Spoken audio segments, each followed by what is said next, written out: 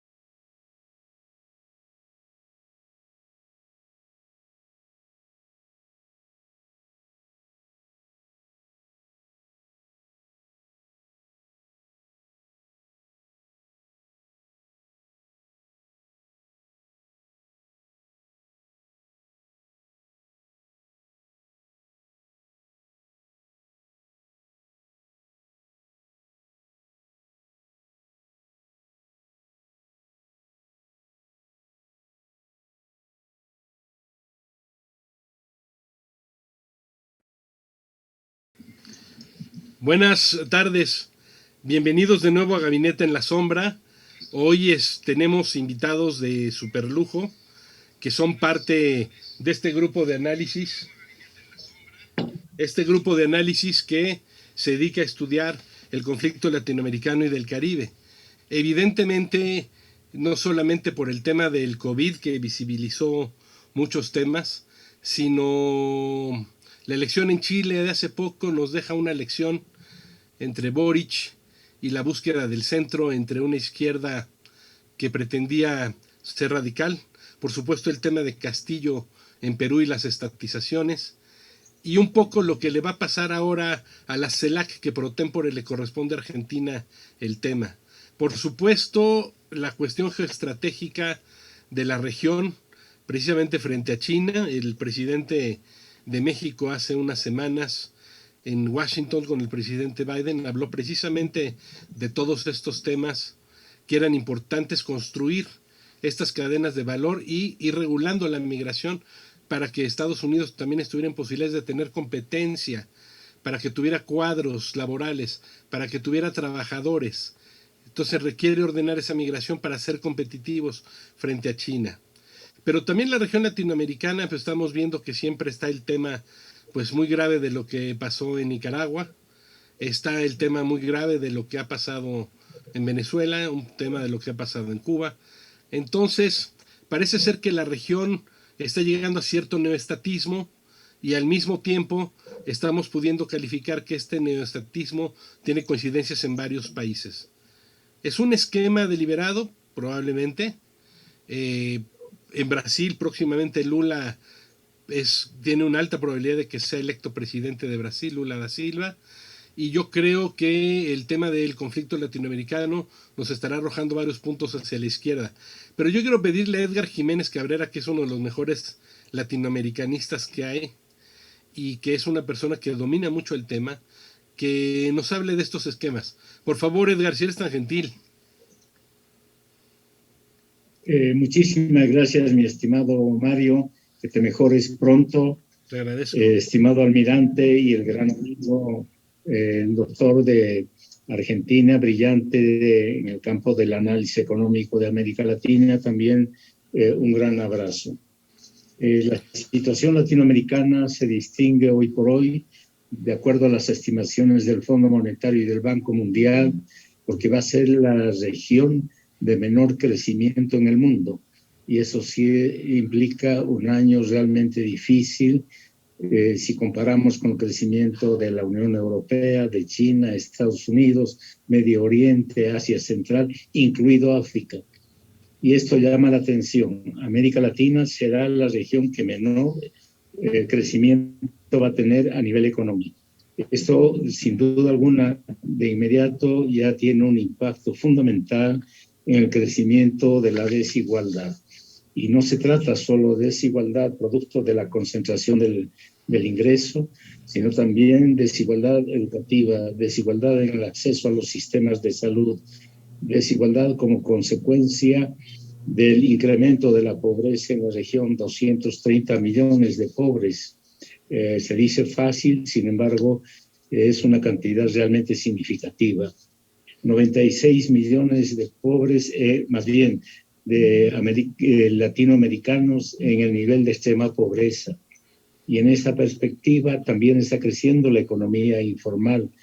En Centroamérica, por ejemplo, más del 50%, salvo Panamá y Costa Rica, 54, 56, 58% de su población se desplaza en el nivel de la pobreza, acompañado de una economía informal entre el 60 y el 75%. Y esto llama la atención. Está creciendo la economía informal, no solo en Centroamérica, sino también en el resto del continente. Llama la atención de igual manera la cantidad de ninis, jóvenes que ni estudian ni trabajan, aproximadamente 52 millones de jóvenes. Y en esta perspectiva podemos hablar en lenguaje de la CEPAL de la emergencia de una nueva clase media. Y si pensamos, al igual que este organismo internacional, la probabilidad de una década perdida, sería una década perdida para esta nueva clase media emergente. Llama la atención igual el cierre de empresas en las... Sí, adelante, Edgar. Creo que ahí se detuvo un poco Edgar. Adelante, Edgar. Sigue, por favor. En esta... Prosigue, Edgar, por favor. Bueno, se está interrumpiendo. Sí. En esta perspectiva, la CEPAL llama a repensar el modelo de desarrollo, como tú bien señalabas.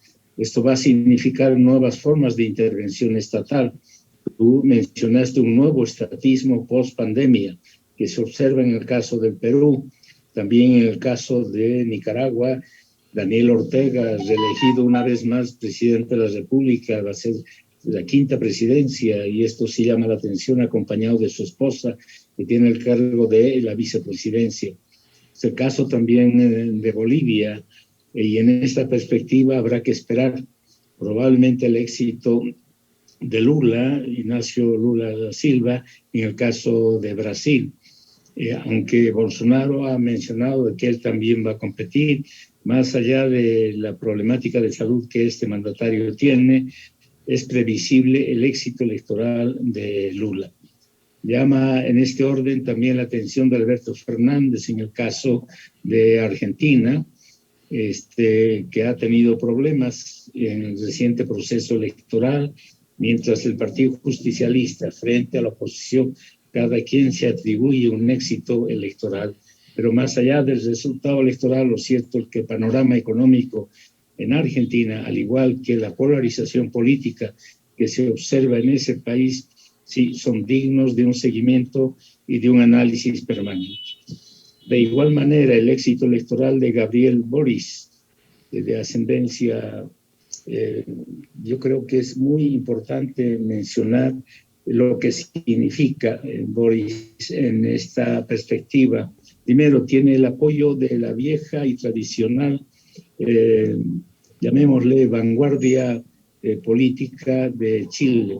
Ricardo Lagos, toda la tendencia de la democracia cristiana, que en algún momento estas dos tendencias políticas fueron relevantes e importantes y que dieron lugar a la concertación democrática en la que formó parte también de esta concertación Michelle Bachelet, luego mandataria del país, al igual que Ricardo Lagos. Y en esta perspectiva, no solo es la juventud que apoya a Gabriel Boric, es también la vieja guardia de la clase política chilena. Es probable imaginar que sin ese respaldo de esa vieja guardia, el éxito pudo haber sido, pero no en la envergadura que tuvo frente a la derecha tradicional chilena. En esta perspectiva, bien señalabas tú, Boric se ubica más bien en una postura de centro-izquierda, aunque hay que distinguir Boric de la primera etapa electoral a la segunda vuelta. En la primera, la postura era mucho más radical.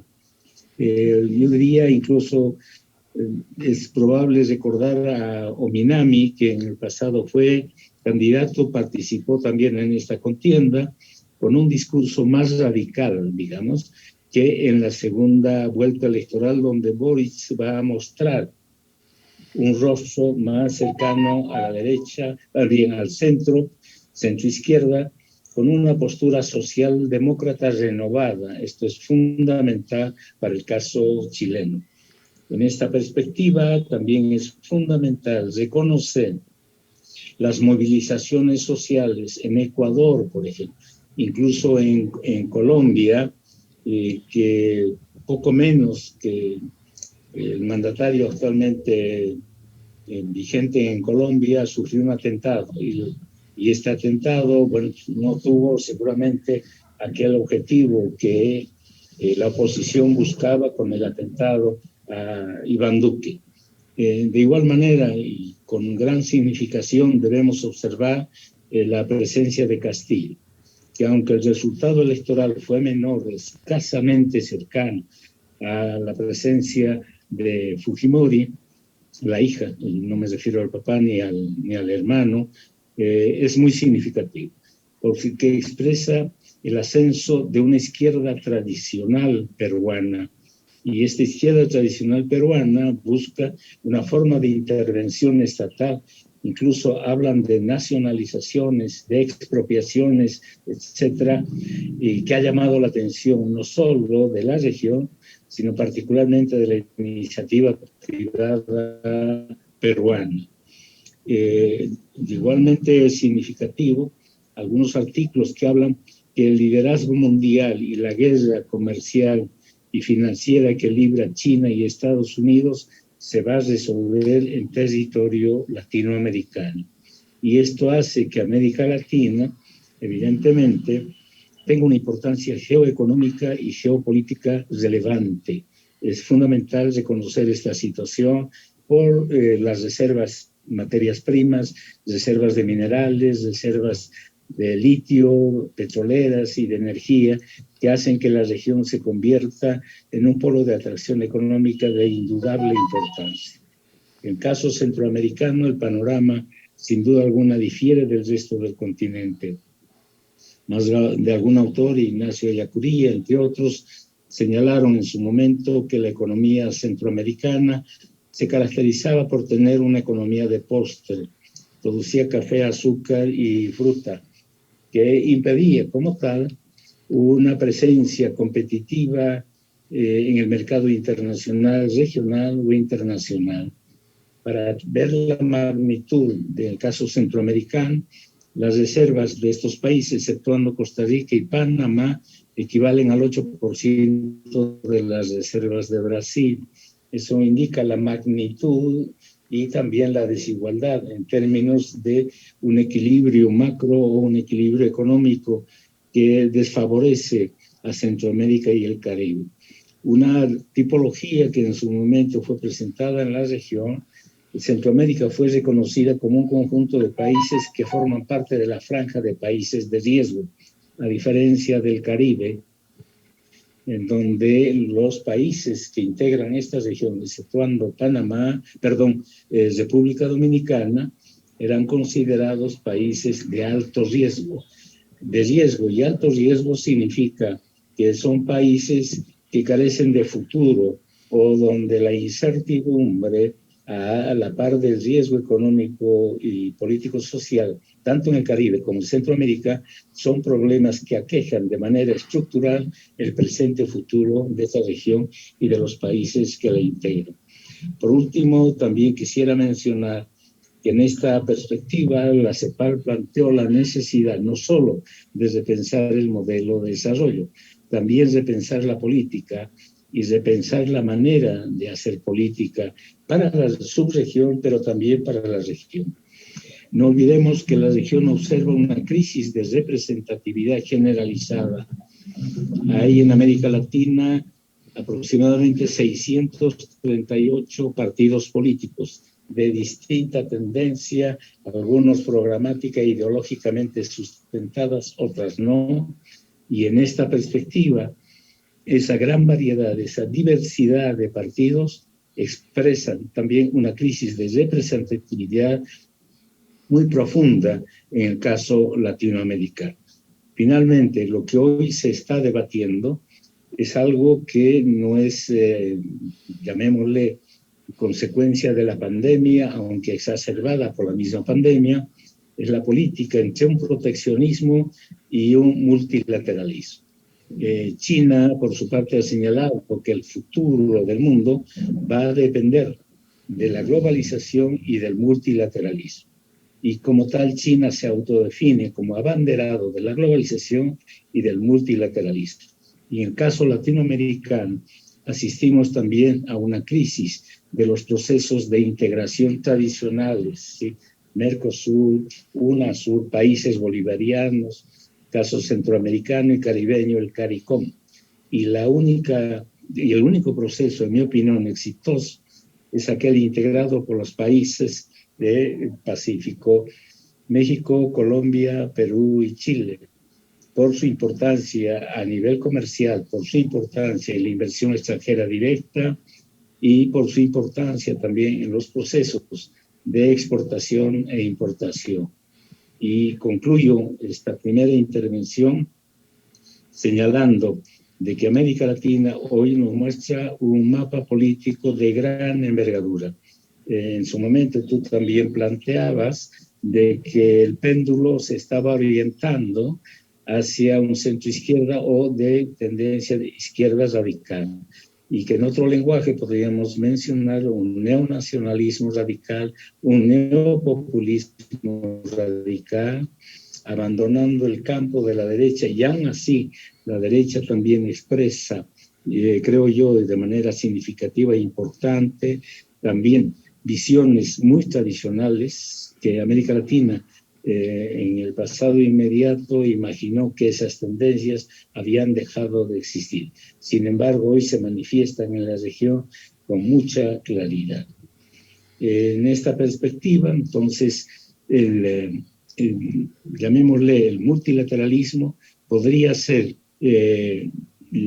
proceso de integración y de modernización de los organismos regionales e internacionales que permitan repensar a América Latina en este proceso de recomposición mundial, que permita que América Latina defina el lugar que quiere ocupar y que haga posible y viable, debido a la importancia económica y las reservas y la fortaleza, llamémosle, de América Latina en este nuevo orden mundial.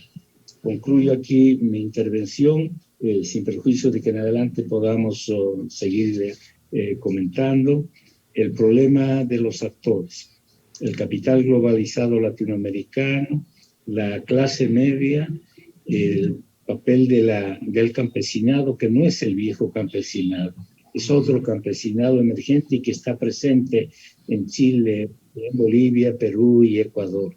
Y junto con ello también es muy importante mencionar el movimiento obrero, que ha perdido presencia, ha perdido significación y sentido en las luchas populares que hoy se da, o la emergencia popular o la movilización de grandes sectores de la población latinoamericana. No está el viejo movimiento obrero, es la clase media que está abanderando estos movimientos sociales, y no solo debido al problema de los sistemas de salud o el problema de la educación. Habló de educación de calidad. Artículos recientes ha mencionado que en las circunstancias actuales que vive la región de la pandemia, la educación superior está en crisis. Algunos hablan del fracaso de la educación superior en circunstancias de la pandemia.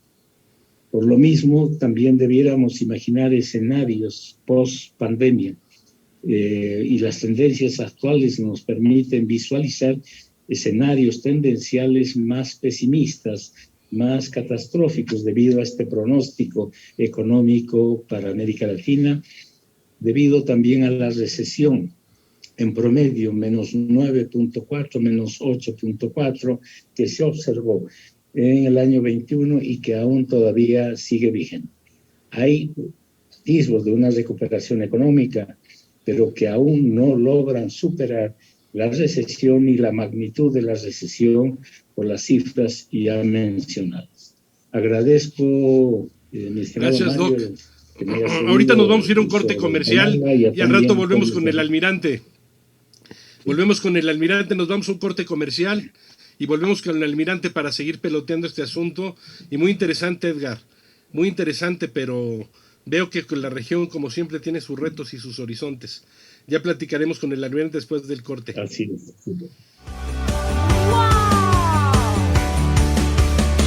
Wow MX.tv. Wow MX.tv. ¡Wow!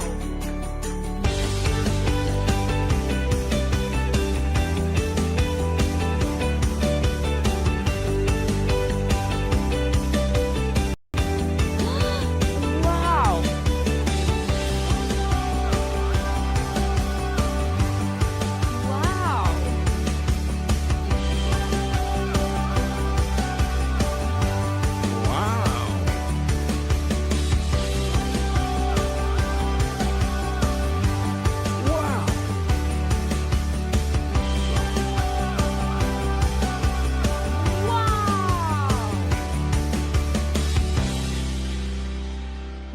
¡Wow!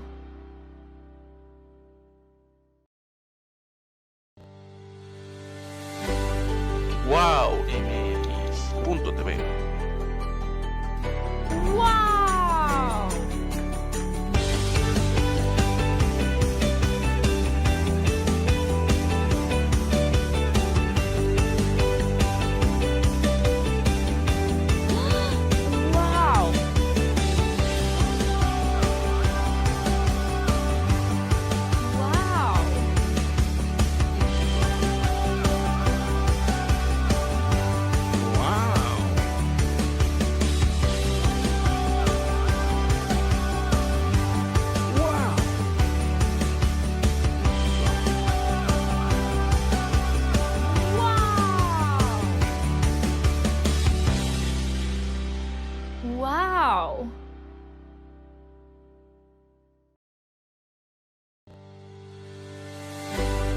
¡Wow! ¡Wow! ¡Wow! Wow MX.tv.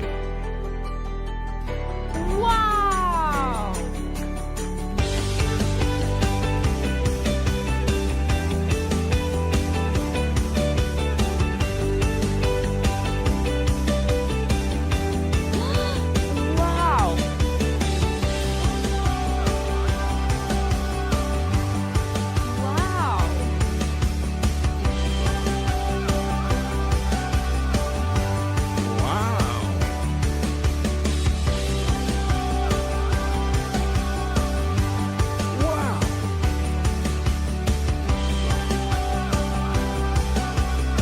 ¡Wow! ¡Wow!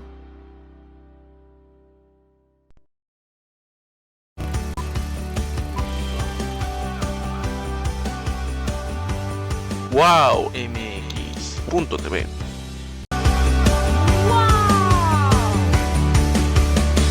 Wow MX.tv.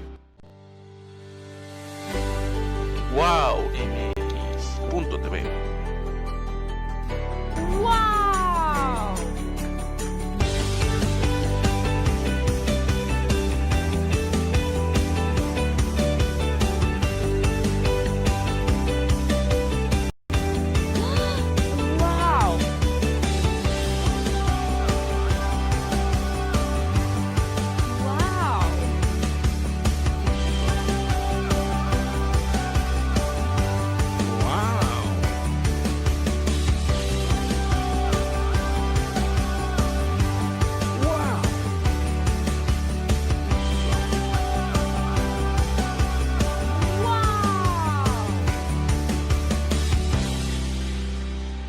¡Wow! ¡Wow! Hola, de nuevo, bienvenidos a Gabinete en la Sombra después de este pequeño corte. Quiero comentarles ahora que nos va a compartir el almirante Pereira Bordón. Nos va a compartir su punto de vista sobre lo que está ocurriendo en la región latinoamericana. Y él es académico de la Escuela Interamericana de Defensa en Washington, en Estados Unidos. Almirante, por favor. Bueno, muchísimas gracias, Mario, por la invitación y muchísimas gracias al doctor Jiménez por su exposición anterior. Yo querría compartir un poco una imagen hemisférica que es preocupante, porque sumado a la pobreza, la violencia, la inequidad, la desigualdad, la corrupción, todas esas características que eran características particulares del hemisferio, porque somos los peores calificados en esa área, en esas áreas dentro de todo el mundo, o sea, estamos mal en todas esas áreas juntas, se agrega el fenómeno COVID, que lo que hace es empeorar todo esto y pasar de sistemas, algunos que eran formales, a totalmente informales. Y eso aumenta y reduce aún más las posibilidades de mantenimiento de un PBI razonable de cualquier estado, porque la informalidad no paga impuestos. Entonces, se han reducido remesas, hay múltiples efectos que el COVID y la pandemia han generado. Han generado una mayor intervención de las Fuerzas Armadas en actividades vinculadas a la ayuda a la comunidad. Si recordamos a Maslow, 1943, la teoría de motivación, hablábamos de las necesidades esenciales en la parte baja de la pirámide y la parte de defensa como segundo factor, la parte de seguridad como segundo factor o escalón de la pirámide.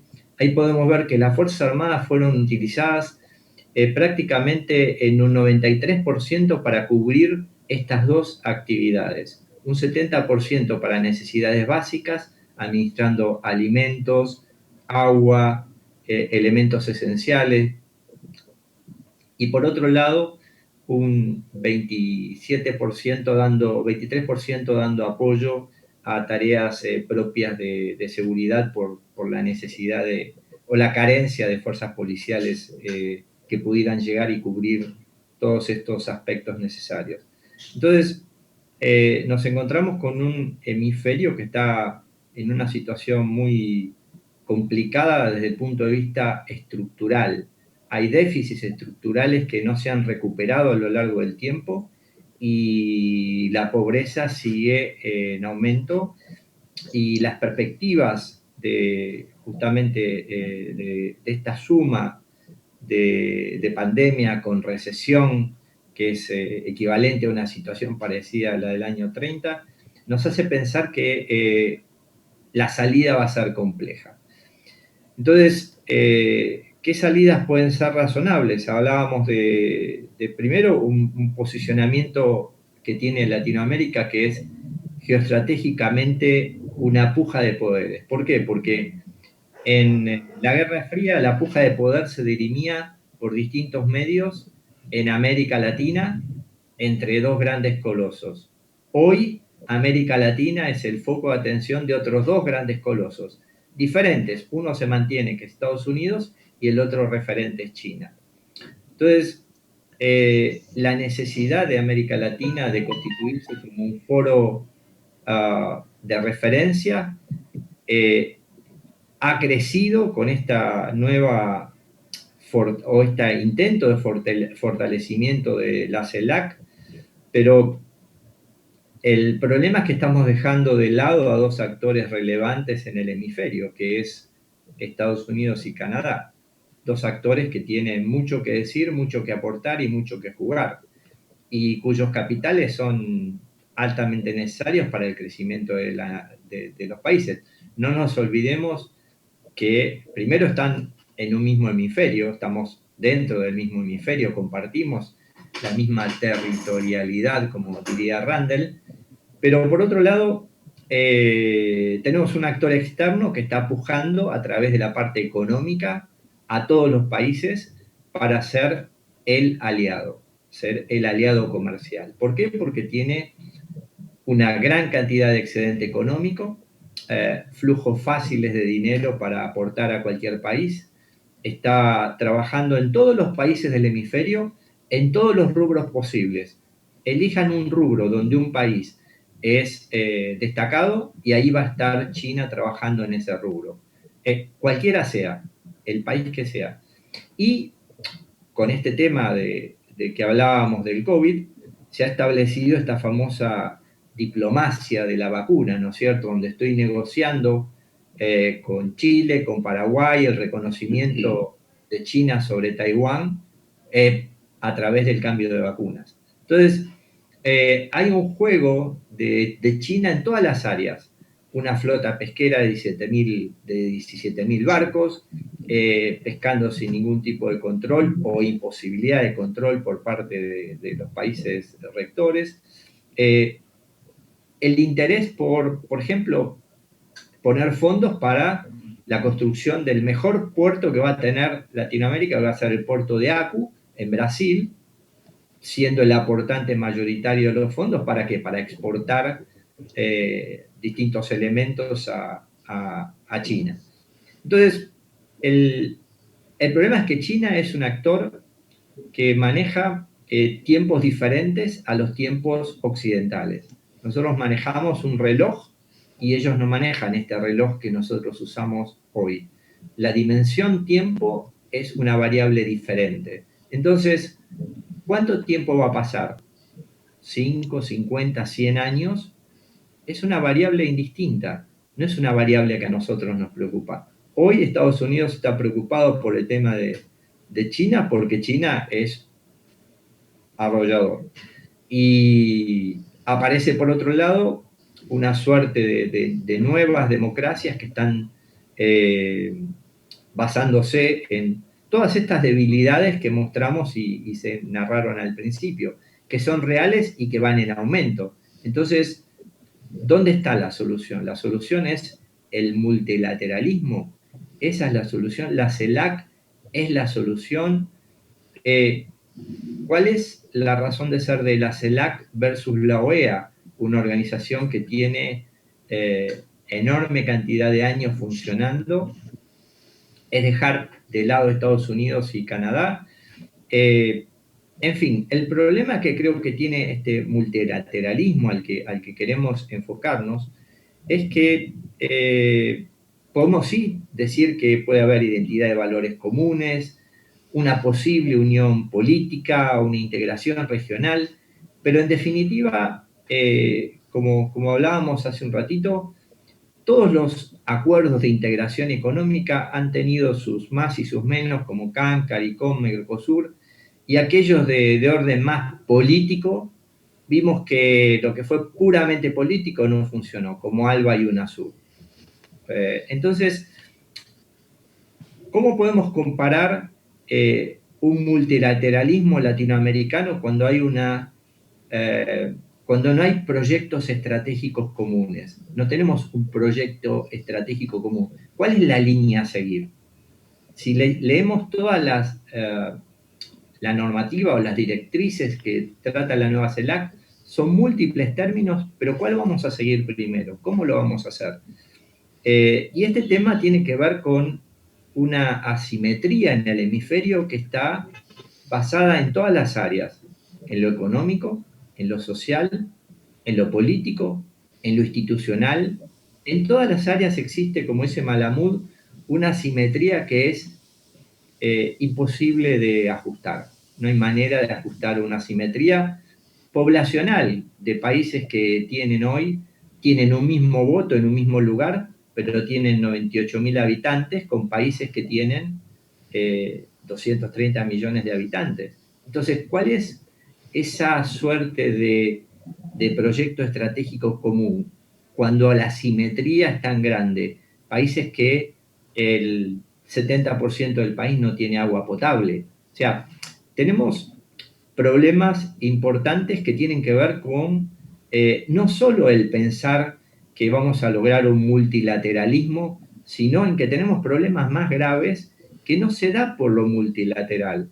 Creo que lo regional es lo que más se entiende, porque compartimos bases comunes, elementos comunes, una región común que tiene la misma problemática, casi el mismo clima, los mismos problemas económicos, mismos problemas sociales.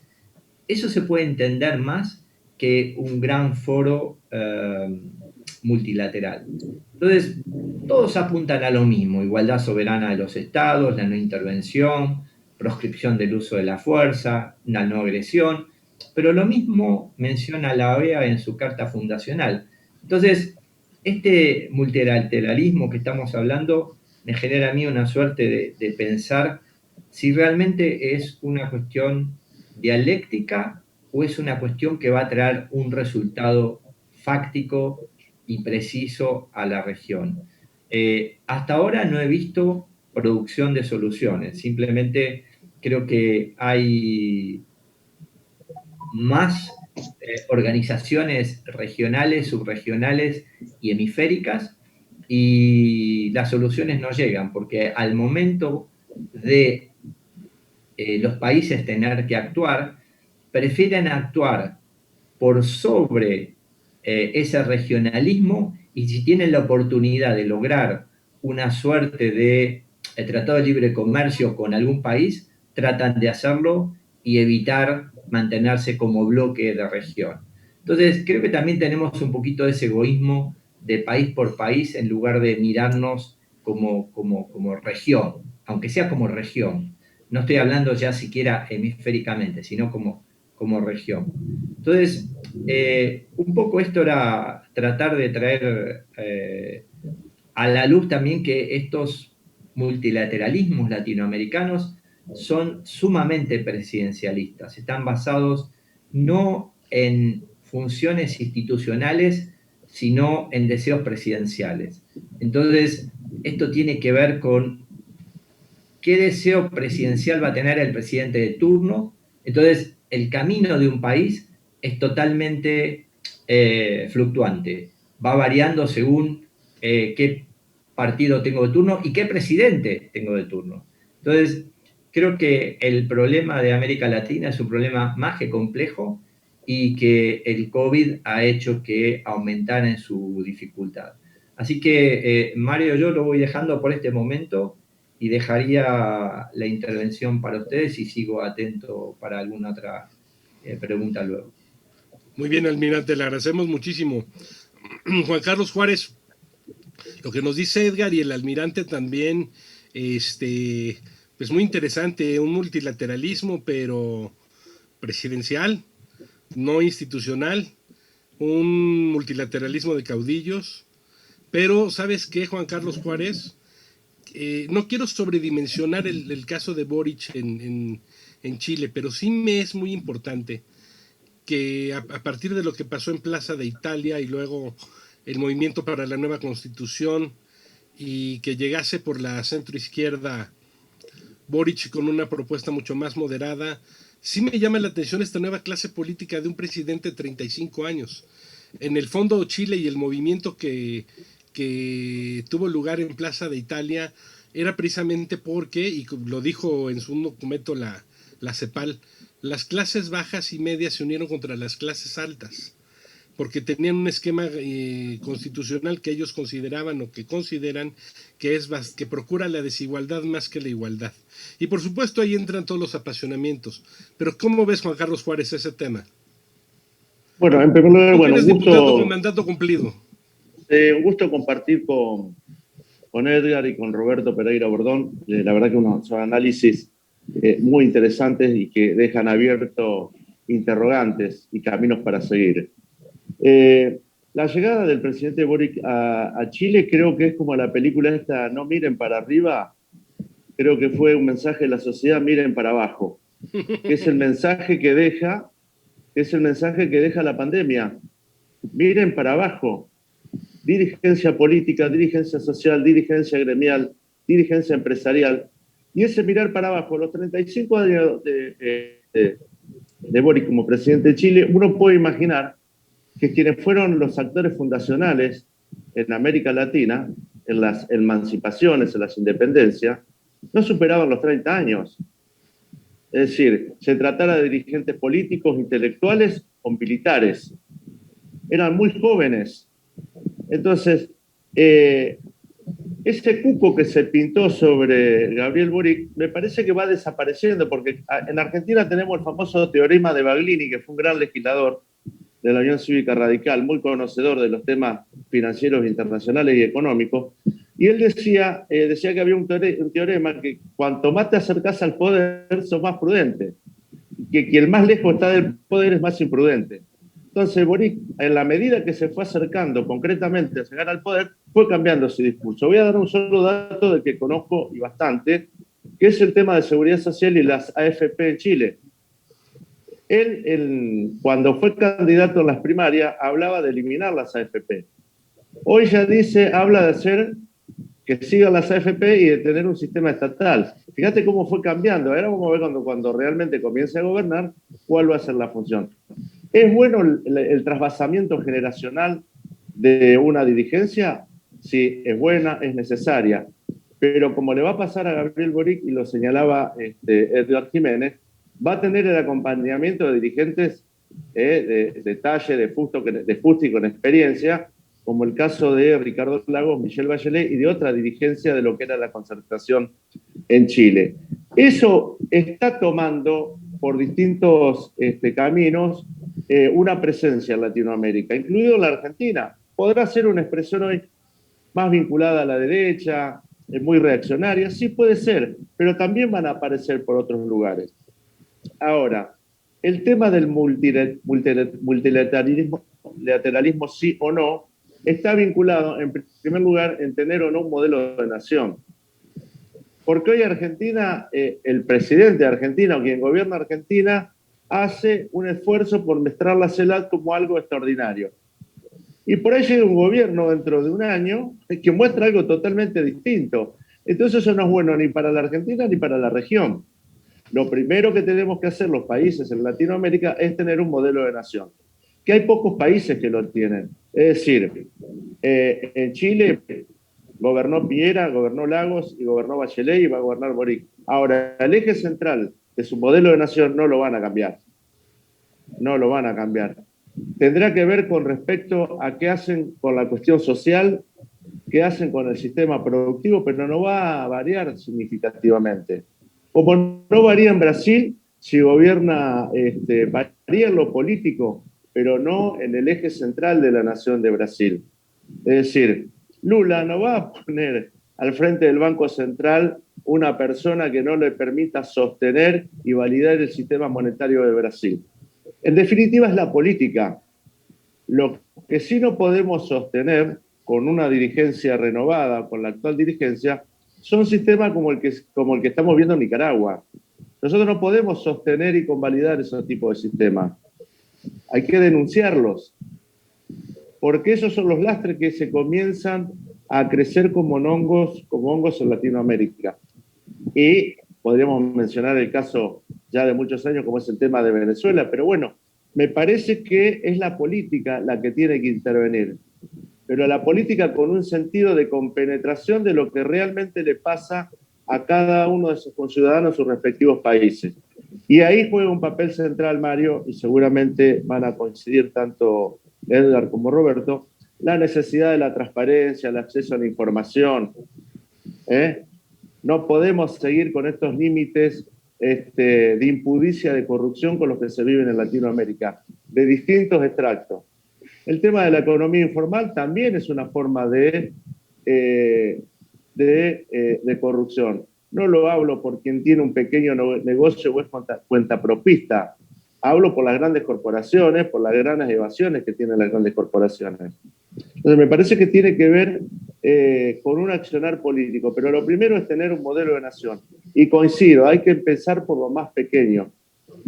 Y comencemos por hacer funcionar las instituciones que tienen muchísima trayectoria en Latinoamérica o en el contexto de la región americana, antes de pensar en nuevas organizaciones. Bueno, pues ya estuvo muy bueno el programa. Lástima que el tiempo sea una guadaña. Se acabó el tiempo, pero vamos a tener más oportunidad de seguir platicando esto con ustedes.